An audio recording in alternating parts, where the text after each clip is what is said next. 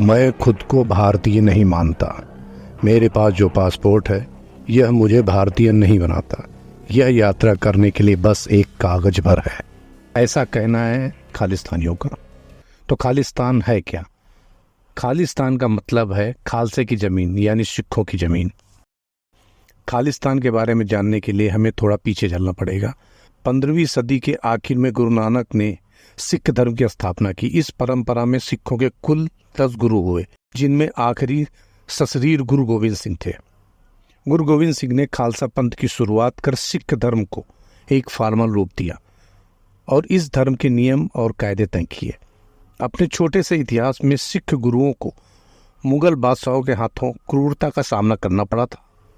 इसलिए गुरु गोविंद सिंह ने खालसा आर्मी की शुरुआत की। गुरु गोविंद सिंह ने बंदा सिंह बहादुर को खालसा आर्मी का लीडर बनाया। बंदा सिंह बहादुर की मौत के बाद 1733 में मुगलों ने सिखों के साथ संधि की कोशिश की और सिखों के लीडर कपूर सिंह को नवाब की उपाधि सौंप दी। नवाब कपूर सिंह ने सिखों को एक करने के लिए दल खालसा की स्थापना की। दल खालसा को 2 हिस्सों में बांटा गया था। फिर साल 1799 में रणजीत सिंह ने लाहौर जीता और 1801 में खुद को पंजाब का महाराजा घोषित कर दिया। उन्होंने 12 मिसलों को एक किया और सिख साम्राज्य की शुरुआत की। महाराजा रणजीत सिंह ने अपने राज को सरकार खालसा का नाम दिया और अगले दशकों में सिख साम्राज्य को तिब्बत और अफगानिस्तान की सीमाओं तक पहुंचा दिया। ये साम्राज्य आधी सदी तक चला, लेकिन 1849 में अंग्रेजों से मिली हार के बाद सिख साम्राज्य कई टुकड़ों में बंट गया, जिससे यह लगभग सारा पंजाब अंग्रेजों के अधीन हो गया। उन्होंने उसका नाम पंजाब प्रोविंस रख दिया। जो छोटे मोटे प्रिंसली स्टेट भी बचे, उन्होंने भी अंततः अंग्रेजों की दास्तां स्वीकार कर ली। सिखों और अंग्रेजों के बीच रिश्ते कुछ खराब नहीं थे। बाकायदा सिख ब्रिटिश आर्मी का महत्वपूर्ण हिस्सा हुआ करती थी। लेकिन प्रथम विश्व युद्ध और जलियांवाला बाग नरसंहार की घटना के बाद पंजाब के मन में ब्रिटिश हुकूमत के लिए नफरत भर दी। 1930 के आसपास जब लगने लगा कि अंग्रेज भारत से चले जाएंगे, पंजाब में सिखों के बीच होमलैंड की मांग उठने लगी। इस मांग को उठाने में सबसे आगे था शिरोमणि अकाली दल।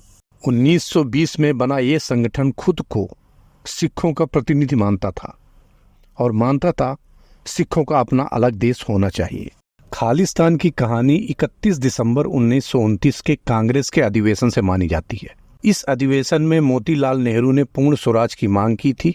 इस मांग का 3 समूहों द्वारा विरोध किया गया, जिसमें मोहम्मद अली जिन्ना ने मुस्लिम लीग की मांग की, तो डॉक्टर भीमराव अंबेडकर ने दलित समूह के लिए मांग की और तीसरा मास्टर सिंह ने शिरोमणि अकाली दल। तारा सिंह ने पहली बार सिखों के लिए अपने अलग राज्य की मांग की। आज़ादी के बाद भारत का 2 हिस्सों में बंटवारा हो गया और इसके साथ ही पंजाब को भी 2 हिस्सों में बांट दिया गया, जिसका एक हिस्सा पाकिस्तान में और दूसरा हिस्सा भारत में रह गया।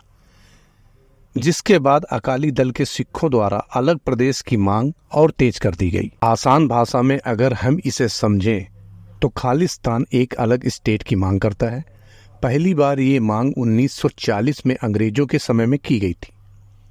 जर्नैल सिंह भिंद्रावाले की मांग उस समय चरम पर थी और ऐसा लगने लगा था कि खालिस्तान एक अलग स्टेट बना दिया जाएगा। पर इंदिरा गांधी गवर्नमेंट ने 1984 में ऑपरेशन ब्लू स्टार करके इस खालिस्तान मूवमेंट को पूरी तरह से नष्ट कर दिया था।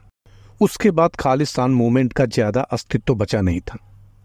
लेकिन अब फिर से एक ऑर्गेनाइजेशन वारिस पंजाब डे के तहत अमृतपाल सिंह ने खालिस्तान मूवमेंट को फिर से हवा दी है। 1940 में लाहौर रेजोल्यूशन पास हुआ, जिसमें मुस्लिम लीग ने पाकिस्तान की मांग उठाई। मौका देकर अकाली दल ने भी सिखों के लिए अलग देश की मांग उठाना शुरू कर दिया, क्योंकि यही सही मौका था अपने लिए देश की मांग करना।